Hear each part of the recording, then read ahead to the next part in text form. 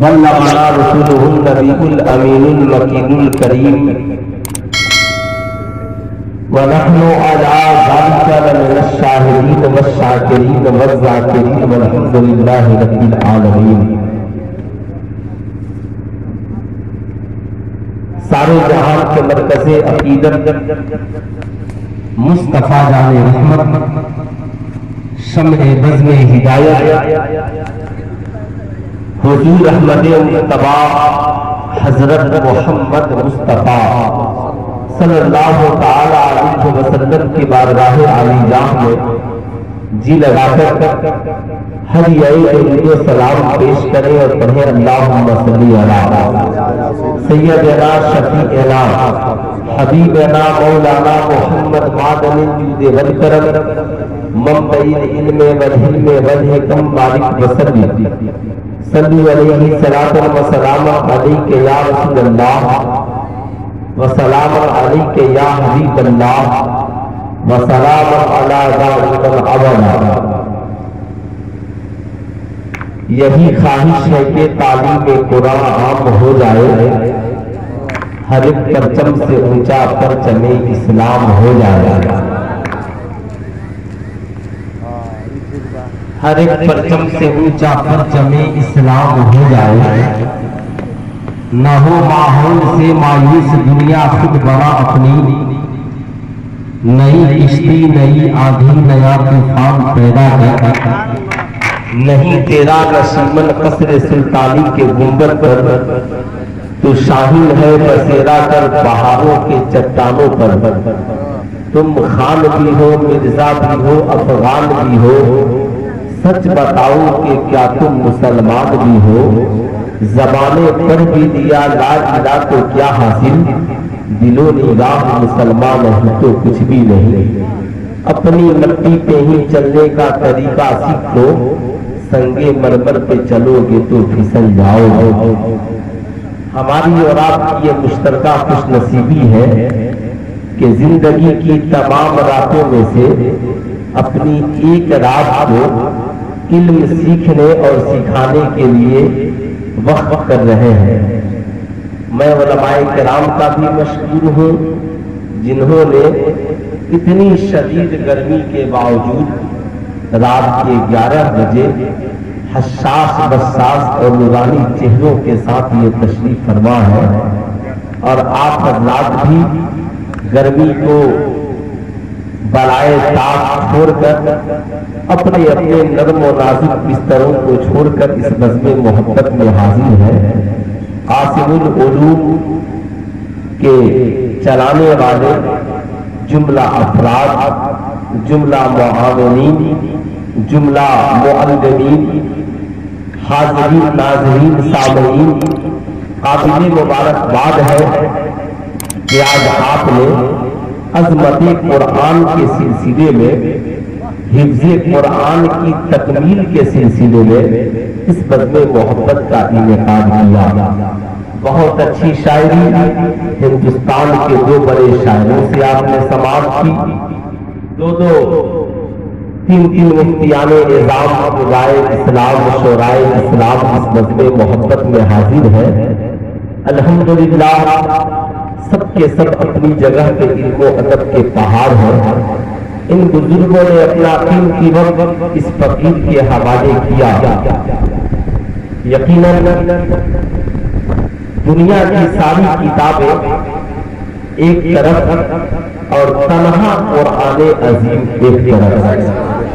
کچھ دنوں پہلے ایک بابا کا انٹرویو میں بول رہے تھے، کیا قرآن میں سائنس اور میتھ ہے؟ کیا توریت میں سائنس اور میتھ ہے؟ بابا جی نے پورا قرآن پڑھا نہیں ہے، یہ اس جاہل حکیم کی طرح ہے جس نے تھوڑی سی حکمت سیکھ لی اور لوگوں کے مکمل جسم کا علاج کرنے لگا۔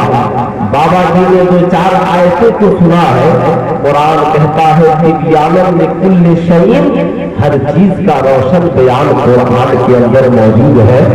لیکن آئیے میں آپ کو بتانا چاہوں گا، بابا جی نے قرآن کا مطالعہ نہیں کیا، مسلمان ہی خود قرآن کا مطالعہ نہیں کرتا، بابا جی کا مطالعہ چھوڑیے، قرآن جگہ جگہ پر علم والوں سے خطاب کرتا ہے، کہیں پہ قرآن تعقلون کہتا ہے، اے عقل والوں میری طرف دیکھو، کہیں قرآن یتدبرون کہتا ہے، اے عقل و خرد رکھنے والوں میری طرف غور کرو، کہیں قرآن عالمون کہتا ہے، اے علم والوں میری طرف دیکھو، کہیں قرآن تعلمون کہتا ہے، اے سیکھنے والوں میری طرف دیکھو۔ اللہ اللہ، سماج میں سب سے زیادہ برلینٹ اور دماغ والا ہوتا ہے اسے سائنٹسٹ بنایا جاتا ہے، انجینئر بنایا جاتا ہے، ڈاکٹر بنایا جاتا ہے، پروفیسر بنایا جاتا ہے۔ جو بچہ سب سے زیادہ دماغ والا ہو وہ میتھ پڑھتا ہے، میتھمیٹکس کا جانکار ہوتا ہے، اسے برلینٹ اور عقل والا کہا جاتا ہے۔ لیکن ان سارے عقل والوں کو جمع کیجیے اور پوچھیے کہ صاحب آپ سب سے زیادہ عقل مند ہے اس لیے کہ آپ میتھ کے سب سے بڑے جانکار ہیں، علم ریاضی کے سب سے بڑے آپ ماہر ہیں، لیکن اتنا تو بتائیے علم ریاضی کی شروعات کہاں سے ہوتی ہے، میتھمیٹکس کی ابتدا کہاں سے ہوتی ہے؟ بچہ کھڑا ہوگا اور کہے گا مولانا صاحب اس کی شروعات گنتی سے ہوتی ہے۔ میں نے کہا بچے سے گنتی لکھو، ماسٹر صاحب نے لکھوانا شروع کیا، بچے نے 1 لکھا، 2 لکھا، 3 لکھا، 4 لکھا، 100 تک لکھ ڈالا۔ ماسٹر صاحب نے کہا بیٹا اور لکھو، کہا حضرت ہم تو اتنا ہی لکھنا سیکھے ہیں، ہم اتنا ہی تک لکھتے ہیں، ایسے اس کے آگے بھی لکھا جا سکتا ہے۔ کہا کہ کیا 100 تک لکھ دینے سے گنتی پوری ہو گئی؟ بچہ کہے گا حضرت نہیں، 100 کے بعد 101 ہوگا، 1000 کے بعد 1001 ہوگا، لاکھ کے بعد 1,00,001 ہوگا، کروڑ کے بعد 1,00,00,001 ہوگا، ارب کے بعد 1,00,00,001 ہوگا۔ حضرت زندگی ختم ہو جائے گی مگر کبھی گنتی ختم نہیں ہوگی۔ آج کا میڈیکل سائنس کا پڑھنے والا یا میتھمیٹکس کا جانکار آج کہتا ہے کہ یہ گنتی ختم نہیں ہوگی۔ قرآن نے 1450 برس پہلے کہا تم چاہ کر بھی خدا کی نعمتوں کو گن نہیں سکتے ہو، ولا تحصوا ولا تحصوها، تم اس کا شمار نہیں کر سکتے ہو، حدود اور دائرے میں نہیں لا سکتے ہو۔ میں نے کہا بچے تم سمجھ گئے قرآن نے کیا کہا؟ فَبِأَيِّ آلَاءِ رَبِّكُمَا تُكَذِّبَانِ، تم خدا کی کن کن نعمتوں کو جھٹلاؤ گے؟ ہمت ہے تو خدا کی نعمت کو گن کر کے دکھلاؤ۔ اب ذرا غور سے سنیے گا، میں نے کہا صاحبزادے یہ معاملہ ٹھیک ہے کہ گنتی کی انتہا نہیں ہے مگر گنتی کی ابتدا تو ہوگی۔ کہا ہاں مولانا صاحب گنتی کی ابتدا ہمارے پاس ہے۔ میں نے کہا شروعات کرو۔ بچہ کہتا ہے حضرت 9 کے پہلے 9 تھا، 9 سے پہلے 8 تھا، 8 سے پہلے 7 ہے، 7 سے پہلے 6 تھا، 6 سے پہلے 5، 5 سے پہلے 4 تھا، 4 سے پہلے 3 تھا، 3 سے پہلے 2 تھا، 2 سے پہلے 1 تھا۔ بچے سے 1 کہہ کر ٹھہر گیا۔ کہا صاحبزادے 1 سے پہلے؟ کہا مولانا 1 سے پہلے کچھ نہیں تھا، 1 سے پہلے 0 تھا۔ کہا پھر یہ 1 کہاں سے آیا؟ کہا حضرت یہ 1 اپنے آپ آیا ہے۔ کہا 1 کو کس نے بنایا؟ کہا 1 کو کسی نے نہیں بنایا۔ کہا 2 کو؟ کہا اسی 1 نے تیسرے کو بنایا ہے۔ کہا 3 کو؟ کہا اسی 1 نے 3 کو بنایا ہے۔ کہا 4 کو؟ کہا اسی 1 نے 4 کو بنایا ہے۔ کہا 5 کو؟ کہا اسی 1 نے 5 بنایا ہے۔ اسی 1 نے 100 بنایا ہے، اسی 1 نے 1000 بنایا ہے، اسی 1 نے لاکھ بنایا ہے، اسی 1 نے کروڑ بنایا ہے، اسی 1 نے اربوں خرب کو بنایا ہے۔ کہا اگر وہ 1 نہ ہوگا؟ کہا حضرت یاد رکھیے میں ان سے پوچھنا چاہتا ہوں بتاؤ یہ کیمرے سے کھلنے والے ہیں یہ طاقتور ہے یا وہ 1 جو بنانے والا ہے وہ طاقتور ہے؟ سارے بلین اور عقل والے بول پڑے نہیں مولانا یہ کروڑوں کوانٹٹی میں زیادہ ہے صاحب، ان کے ہاتھ پاؤں زیادہ ہے، ان کی گنتی میں یہ زیادہ ہے مگر طاقت میں وہ زیادہ ہے، اس لیے کہ یہ بننے والے ہیں اور وہ 1 بنانے والا ہے۔ سائنٹسٹوں نے آج کہا، عقل والوں نے آج کہا اگر تو یہ دو نہ ہوتے, اگر وہ ایک نہ ہوتا تو یہ تین نہ ہوتے, اگر وہ ایک نہ ہوتا تو یہ 100 نہ ہوتے, اگر وہ ایک نہ ہوتا تو یہ ہزاروں لاکھوں اربوں نہ ہوتے, نہ ہم ہوتے نہ تم ہوتے. تبھی تو قرآن نے کہا, عقل والوں نے آج کہا, قرآن نے 1450 برس پہلے کہا, محبوب دنیا والوں سے کہہ دیجیے قل هو اللہ احد اللہ الصمد لم یلد ولم یولد ولم یکن له کفوا احد. محبوب کہہ دیجیے اللہ ایک ہے, وہ بے نیاز ہے, اسے کسی نے نہیں بنایا. اللہ اللہ لہ ما فی السماوات والارض, زمین و آسمان میں جو کچھ ہے یہ سب اسی رب نے بنایا ہے, اسی رب نے بنایا ہے. وما خلقت الجن والانس الا لیعبدون, جنات و انسان کو عبادت کے لیے اسی نے پیدا کیا ہے. ان اللہ علی کل شیء قدیر, بے شک تیرا رب ہر شے پر قادر ہے. سبحان اللہ سبحان اللہ. تیرا رب ہر شے پر قادر ہے. بات سمجھ میں آ گئی. اللہ کے نبی فرماتے ہیں دنیا میں کوئی ایسا علم نہیں ہے جسے پڑھو اور خدا کی وحدانیت سمجھ میں نہ آئے, جسے تم پڑھو اور ان کی ربوبیت سمجھ میں نہ آئے. شرط یہ ہے کہ تم اس میں غور کرو, تم اس میں فکر کرو, تم اس میں اپنی سوچ لگاؤ. اب یاد رکھیے گا اللہ اللہ اب ایک ہے خدا.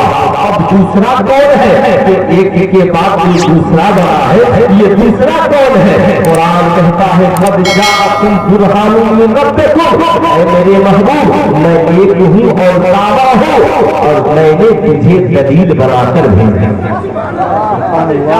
برہان من ربکم, تحقیق کے تمہاری جانب آ گیا رب کی طرف سے روشن دلیل. اب ذرا یاد رکھیے گا دعویٰ پہلے ہوتا ہے اور فوراً اس کے بعد دلیل آتی ہے. علم کرام سے پوچھیے, ان علماء کرام سے پوچھیے, کہیں گے دعوے کے بعد فوراً دلیل ہوتی ہے. اب ظاہر سی بات ہے اکیلا ہے رب, اکیلا ہے رب, کچھ نہیں ہے, نہ زمین ہے, نہ آسمان ہے, نہ لو ہے, نہ قلم ہے, نہ عرش ہے, نہ کرسی ہے, کچھ نہیں ہے, کچھ نہیں ہے. رب نے چاہا زمانہ مجھے بھی جانے, لوگ میری ربوبیت کا اعلان کرے, زمانہ میری عبادت کرے. رب نے چاہا تو سب سے پہلے اپنے محبوب کو بنایا, محبوب کو بنایا. اللہ اللہ کہاں رکھا؟ قرب خاص میں رکھا, قرب خاص میں رکھا,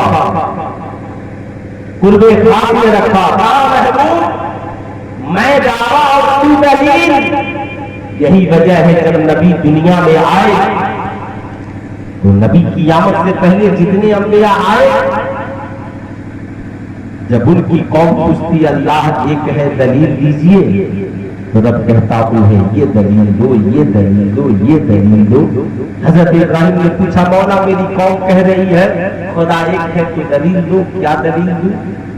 رب قدیر فرماتا کہہ دو میرا رب سورج پورب سے نکالتا ہے پچھم میں ڈباتا ہے, اگر تم خدا ہو تو سورج کو پچھم سے نکالو اور پورب میں ڈبا دو. سمجھ رہے ہیں؟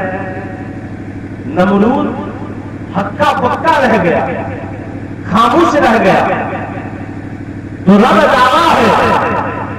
کہا جب باری نبی کی آئی تو رب نے کہا محبوب اب دلیل بتانا نہیں, دلیل دکھانا, دلیل دکھانا ہے. ابراہیم نے تو صرف کہا تھا